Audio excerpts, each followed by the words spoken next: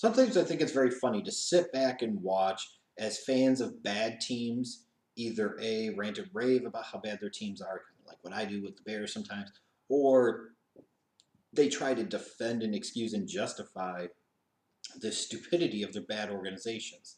See some of the Browns fans and the Jaguars fans, perfect examples. Your team continuously does the same shit, gets the same result, but then does the same shit again, expecting the result to be any differently, and yet you continue to justify or try to act like this time is going to be different. No, it's not fucking different, because if it was, it would have already changed before.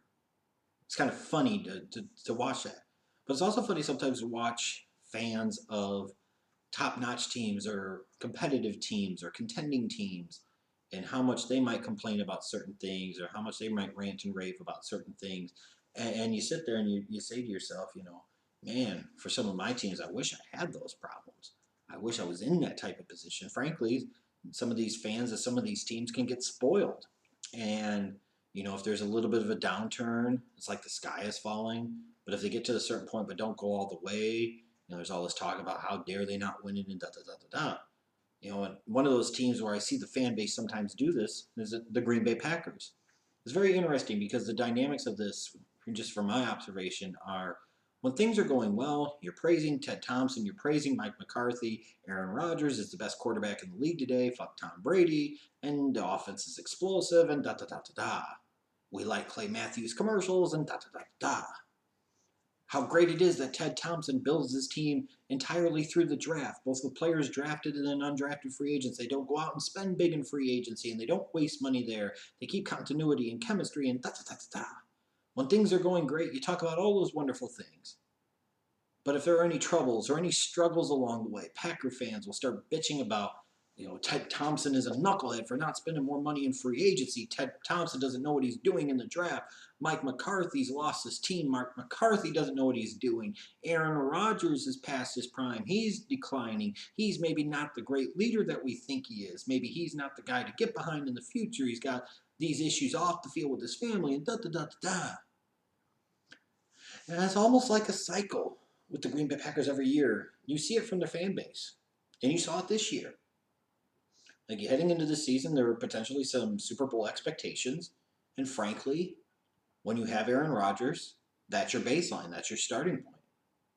When you've got that caliber of dude, a future Hall of Famer at the quarterback position, if you don't have some Super Bowl expectations every year, then you really have to ask yourself, what is your organization doing? Because the single hardest thing to do in the NFL is find that dude at quarterback. And not only do the Green Bay Packers have that dude, they have that dude. They don't have a franchise guy. No. They have an elite guy. They have a future Hall of Fame guy. A guy, in terms of pure play, that I still think is the best quarterback in the National Football League. So the Green Bay Packers have a massive inherent advantage over every single team, minus maybe a couple, in the National Football League every week that they hit the field. That is an advantage that most teams would kill for, they would die for. And they continue to reach on quarterbacks and fail at the position in the hope that they can find their Aaron Rodgers. It's true. So you go into that season thinking potentially about Super Bowl and saying, hey, while you've got Rodgers, you've got to maximize on that window of opportunity, because that's where your window of opportunity is. It begins, it continues, and it ends is with the right arm of Aaron Rodgers. And that's mostly true. So when the Green Bay Packers start off 4-6, now all of a sudden it comes back to that sky is falling Green Bay Packer fan mentality of this defense sucks. Dom Capers should have been fired 5 years ago. No, side note, I don't necessarily disagree with you, but Dom Capers sucks. Mike McCarthy's play calling is shit. Sometimes it is. Ted Thompson's failed to surround Aaron Rodgers with better talent. How could he go into another season with Eddie Lacy as his feature running back? What the hell is he doing on the defensive side of the ball? That's what you get for building your team entirely through the draft, because you can't draft and build a championship team just like that. You have to occasionally supplement it with some guys in free agency and via trades and what have you. It's Aaron Rodgers doesn't look the same. Aaron Rodgers could be close to done, or his priorities are elsewhere. And You heard all of this crap. And, frankly, I understand some of it because this Packers team did not look very good through the first 10 games of the season. They were 4-6 and they earned it. Frankly, I don't even know if they were 4-6 good. it's just funny how that works. But the thing is, you have 16 games in a season, not 10. And a rough start in 10 games does not a season make. I find it funny that Aaron Rodgers isn't a good leader, but whenever it seems like Aaron Rodgers shows some swag, and man, he's got swag in abundance, whether it's talking about RELAX, relax, or now he talks about he felt like his team had a good chance to go and run the table the rest of the regular season. Look at what they did. They ran the table the rest of the regular season. They won their last 6 games. They won another NFC North divisional title. For all this venom that Packer fans spit about this organization, I would kill for my Bears to have this type of run of success. This is a team now that has made the playoffs, I believe, 8 straight fucking seasons. 8! They have won the division 6 of the past 7 years. In terms of proficiency of what they've done and the consistency of what they've done at the high level that they've done, the only team that really in the NFL beats them out, honestly, are the New England Patriots. The Seahawks are close. That's the type of company that the Green Bay Packers are in. And yes, I understand from Packer fan standpoint, you've got Aaron Rodgers. You've got a guy that's better than Brett Favre. And you feel like you should have more than one Super Bowl ring. You're frustrated about the choke job, being up 16-0, 16-0 in the NFC Championship game 2 years ago in Seattle and finding a way to lose that game in overtime. I get that. I understand it. It's got to be frustrating. But damn it all. A lot of these Packer fans are kind of the Johnny-come-latelys that honestly, and I know this from living in Illinois at the time, there was a huge shift in the amount of Packer fans and Bears fans in Illinois in the fucking 90s once Reggie White came to town and once Brett Favre started to develop into what Brett Favre was a future all-time great and first ballot Hall of Fame quarterback. A lot of people came out of the woodwork to be Packers fans because the Packers were good again. A lot of these people weren't fans during the 70s and the 80s when, frankly, it was a lot of crappy, bad Packer football in the post-Lombardi era. So you come into a situation where you've experienced a lot of success, and the Packers have had, off and on, a lot of periods of success over the past 20-plus years. You start to get really spoiled. And that's frankly what I think sometimes Packer fans act like is a bunch of spoiled fucking brats. Sure, again, if you have Aaron Rodgers, you'd like to have more than one ring, and they probably should have more than one ring, but it is what they have. But at least your team's in the mix every year. At least your team has a chance every year.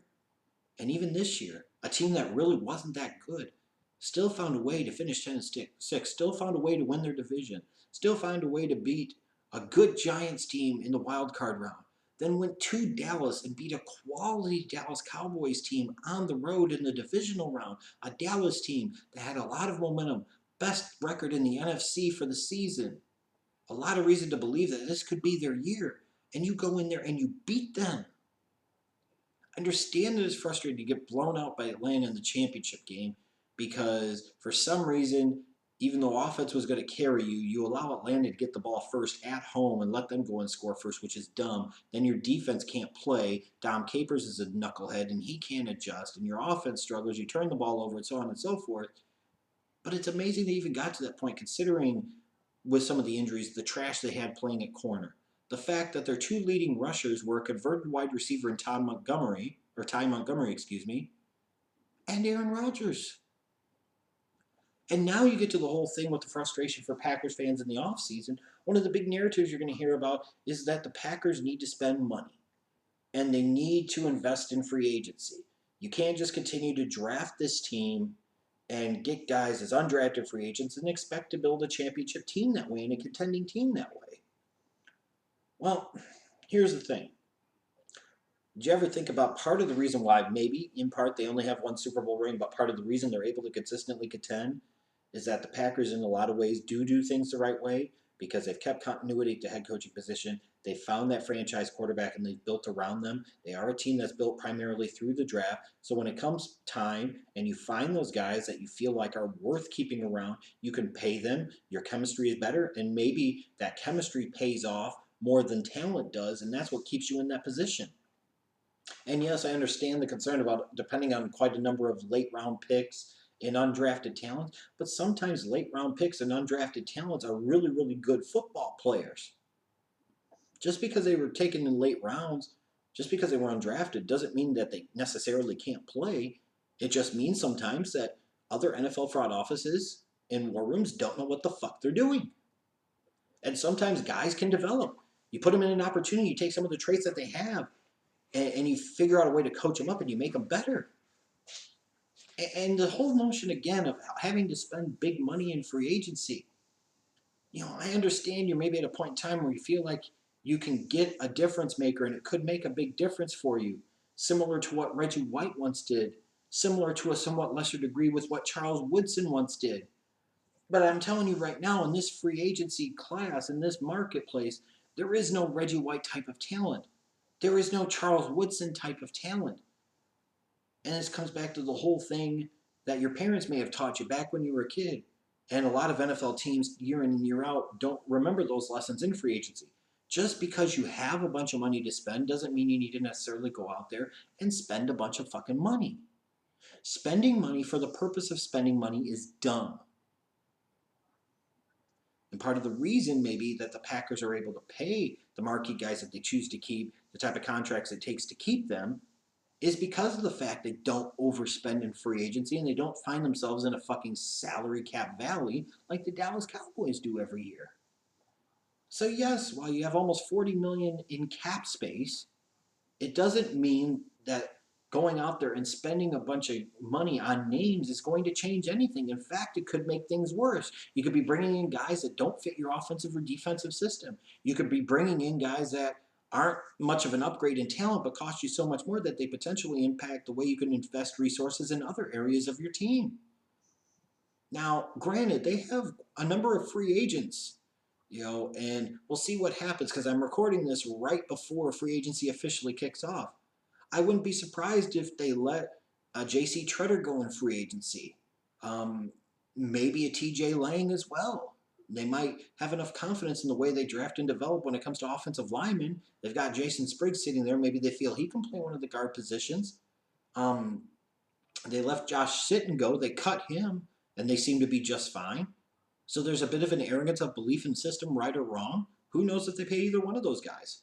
Micah Hyde is a guy that they should keep as kind of a Swiss Army knife defensive back, their nickel dime back. But there's a chance if somebody wants to pay him a certain level of money that the Packers aren't going to bring him back.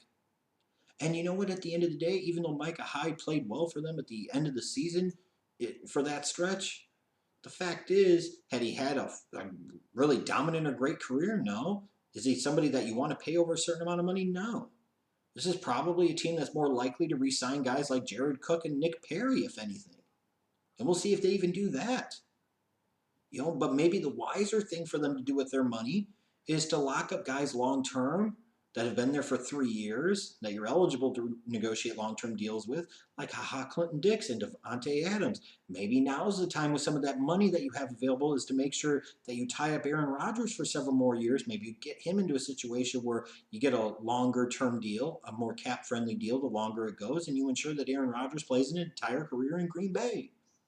I mean, again, just because they have the money doesn't mean they need to go out and spend it on big names. So let's look at the big names. Like Tony Jefferson, I think he's a good name, but I don't see where the Green Bay Packers have a ton of need for him at the safety position. Brandon Williams or Dontari Poe, maybe, to get that big dude in the middle of that 3-4 defense. Maybe that would be a route that I would go. Or Jonathan Hankins, maybe. But a Stephon Gilmore, you really going to pay him big money? Somebody will. And depending on the situation he goes to, it could bear out very well. But, has Stephon Gilmore played to a point where the Green Bay Packers need to justify spending huge money on him? Logan Ryan, similar type of deal. They might be better off kicking the tread on a guy like a Darrelle Revis type. But even then, do you really want to bring him in? At the end of the day, it sounds great in theory to talk about they need to spend. But is this really the free agent class that you want the Green Bay Packers to spend big in? Or would you rather them reinvest it in a couple of the guys that they currently have and make sure they keep them around, especially long term? And then maybe in another year you have potentially more salary cap space and maybe that free agent class is better and that's where you go get that impact player. You should not be shaking up the fundamental way you do things just for the fuck all of it. Especially if the players aren't right, if the fit isn't right, if the price isn't right.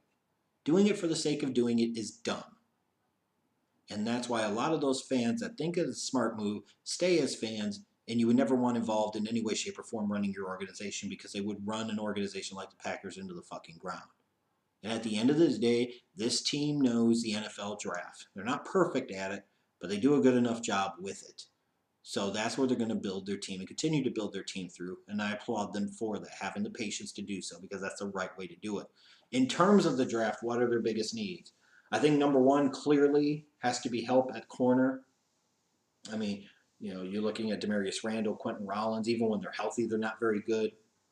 And when they're not healthy, what's the depth behind them? Ladarius Gunner. Ooh. Yeah, they need help at corner in a bad, bad way. Now, the cynic and the Packer fan would sit there and say, since there is so much depth and talent in this year's corner class, that probably means that Ted Thompson thinks he can wait and draft those guys later. Valid point, but the thing is that he probably could and you'd be just fine. They do need help at running back. Whether they re-sign Lacey or not, they've cut James Starks. Ty Montgomery is a former wide receiver. You've converted him to running back, but he's really the guy that you have confidence can be a bell cow back for you. The Packers really need a bell cow type of guy. They really, really do. Especially as Aaron Rodgers starts to get a little longer in the tooth in terms of his career. They could also use some edge rushing depth on the outside. Even if they re-sign Nick Perry, Julius Peppers is probably gone. Clay Matthews isn't what he once was. And what else do they really have on the outside? And I really think they could still, even with some of the picks they've spent on the defensive line, I still think they could fortify the defensive line. That's really where I think a guy like a Brandon Williams, a Dontari Poe, if they spent decent money on one of those two guys, I think that would be wise, because what they've really missed to me is that type of BJ Raji guy that they haven't had since BJ Raji was right. Now he's since retired. If you were going to spend big money anywhere, I think I would spend it on a big defensive lineman that could play the nose, maybe even line up some as a five technique end, but primarily at the nose. They need that type of dude. So Brandon Williams or Dontari Poe or Jonathan Hankins to me makes the most sense. But in terms of the Packers, and for those Packer fans that insist that this team needs to spend big on free agency, look at that free agent class and tell me where the hell you would spend that big money, where you think you're going to get a guy that comes in and changes things like a Reggie White or a Charles Woodson did. He's not there. And if you think they are, you're fucking crazy.